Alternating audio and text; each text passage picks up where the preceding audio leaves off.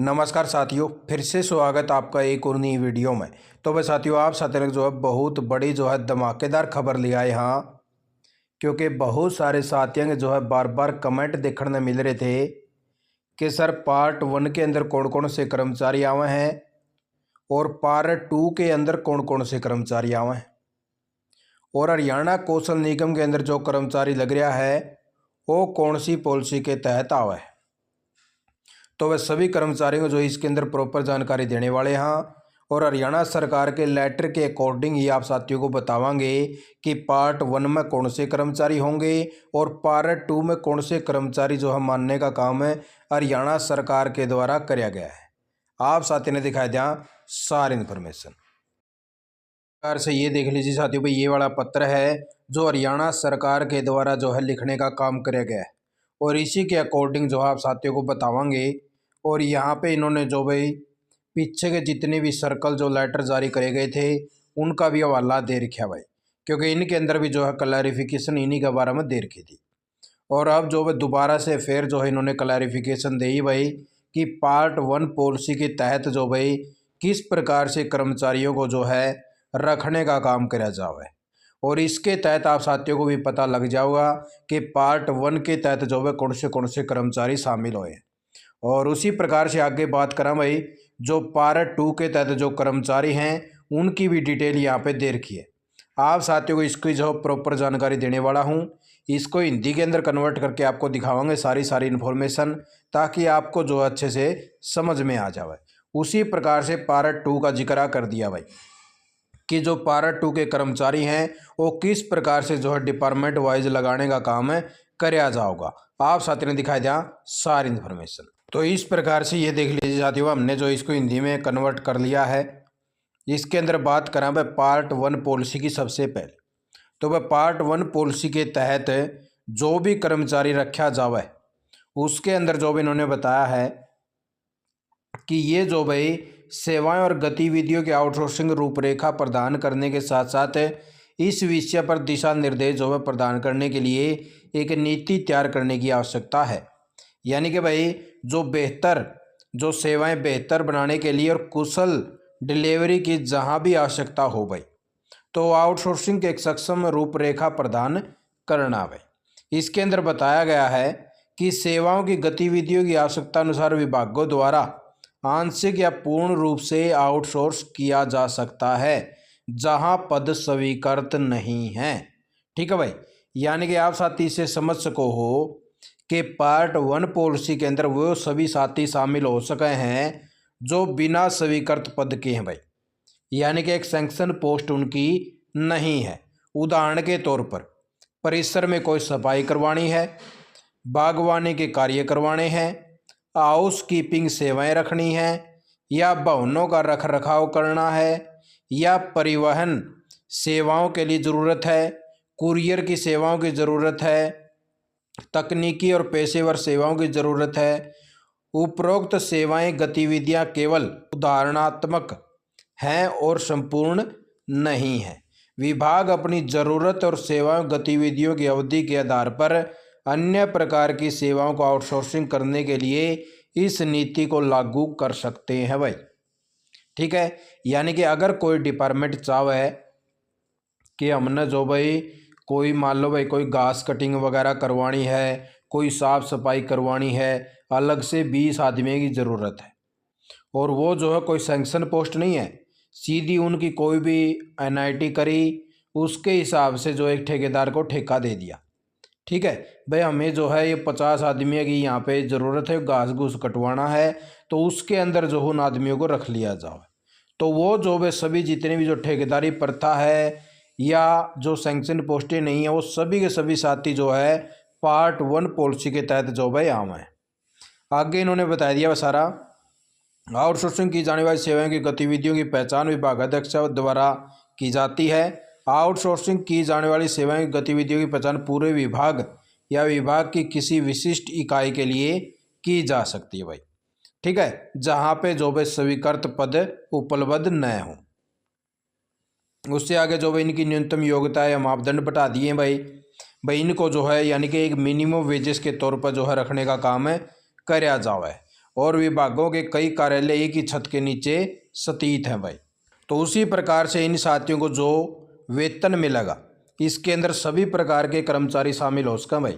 जो पार्ट 1 के तहत यानी कि जो ठेकेदारी प्रथा के तहत आवा हैं, जो स्वीकृत पदों के ऊपर नहीं है, उनकी जो मजदूरी है वो मिनिमम वेजेस के तहत तय करी जावा है।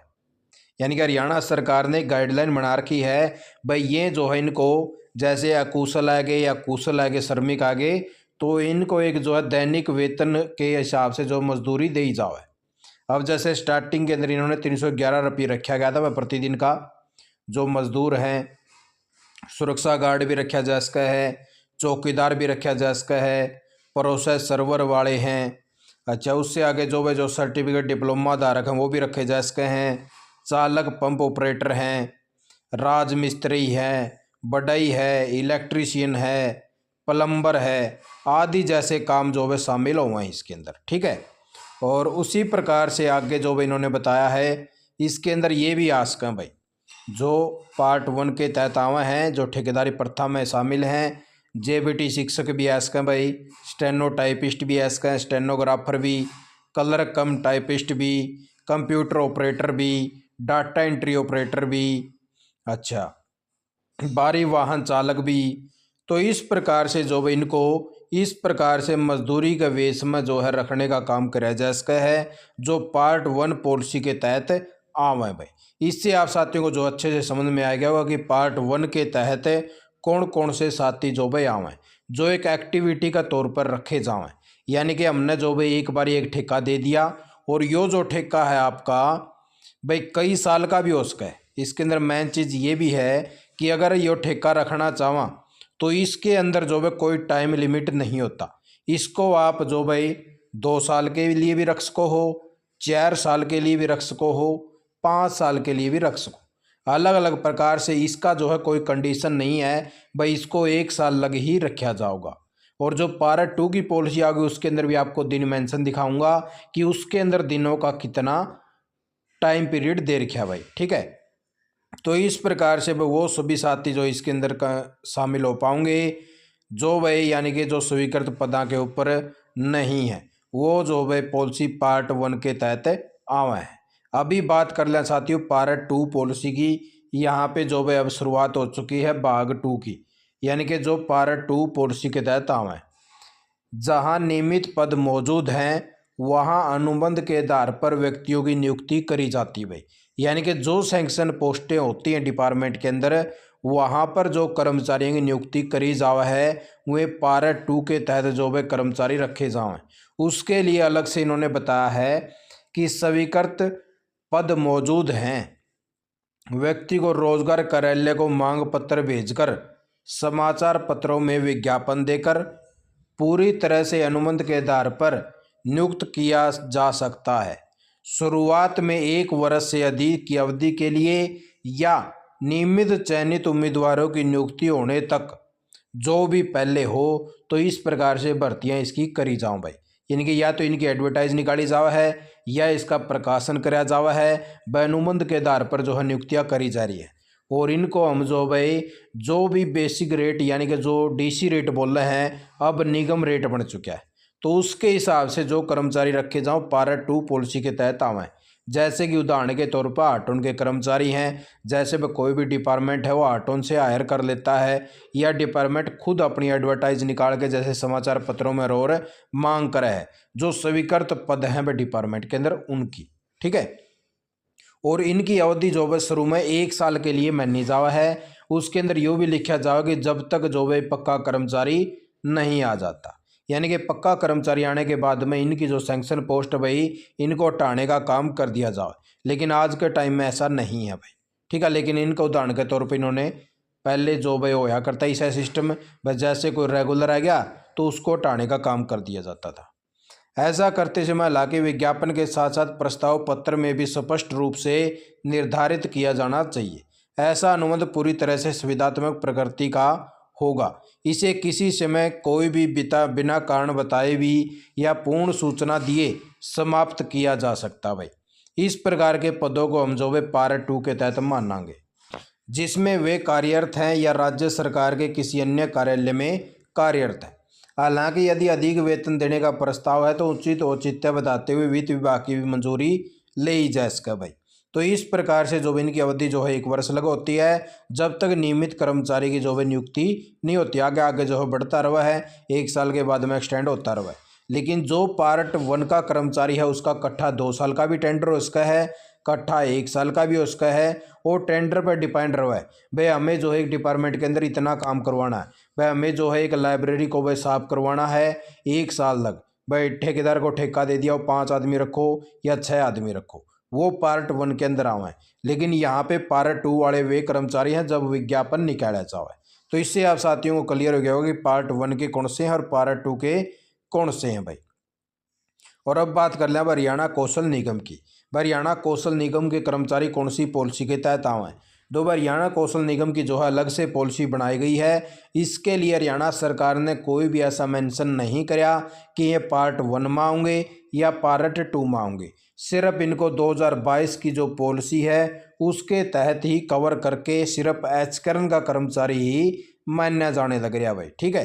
क्योंकि इसके अंदर वो सभी कर्मचारी शामिल हो रहे हैं, पार्ट 1 वाले भी और पार्ट 2 वाले भी। यानी कि जो ठेकेदारी प्रथा में थे कर्मचारी वो भी एचकर्न में आ गए, जो पार्ट 2 के कर्मचारी थे वो भी एचकर्न में आ गए। यानी कि अब जो भी इसको 2022 की पॉलिसी मानने का काम कराया जावा है हरियाणा कौशल निगम अपनी ओर से एक जो भाई पॉलिसी के तौर पर।